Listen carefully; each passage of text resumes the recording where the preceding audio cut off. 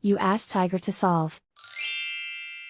This deals with linear equations with one unknown. The final result is x equals -6.